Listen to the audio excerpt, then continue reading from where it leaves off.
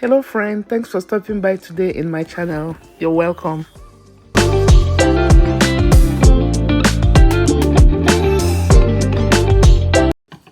To make this shrimp stock, this is a collection of shrimp shells, heads that I have saved over time in my freezer.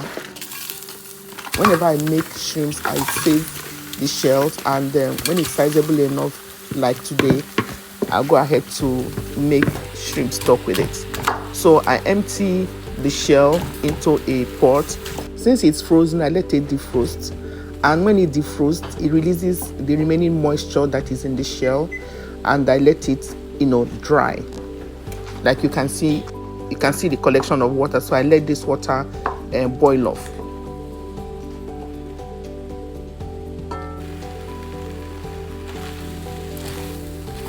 The water has sufficiently evaporated, it has boiled off, so it's time to toast the shrimp shells that you see me do.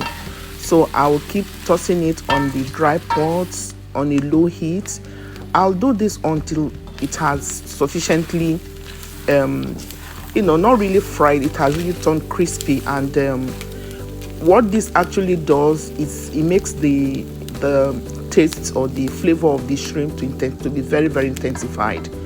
So I know that most persons use, just blend the raw shrimp shell and then filter the water. But you could try this recipe. I have tried it too, and I'm certain that this is a better flavor releasing type compared to blending the raw shrimp shell.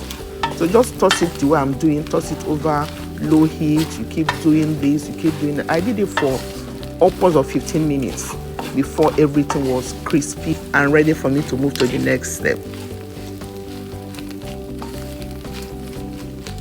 One of the signs that you have sufficiently toasted the shell is you can see the shade of the shell. It has marbled. You see part of it has, like, for better words, it's like you can see it's turning white. Part of it is turning white. It's like a marbling effect on the shell. So when you start seeing this marbling effect, you know that you have sufficiently toasted the shrimp shell and that it is ready for you to move to the next step. I shall be adding just 3 items to these toasted shrimp shells. Yeah, I'm adding just you can see this is onion peel and the garlic peels. You can also add the real onion and the garlic. But I find that the peels, they release so much flavors, I'm not adding another ingredient to this because I want to use this stock for either stew or soup. So I want to just make it basic stock. That's why I'm not adding another ingredient to it. Yeah, the third thing that will make this stock, of course, is water. What can we do without water?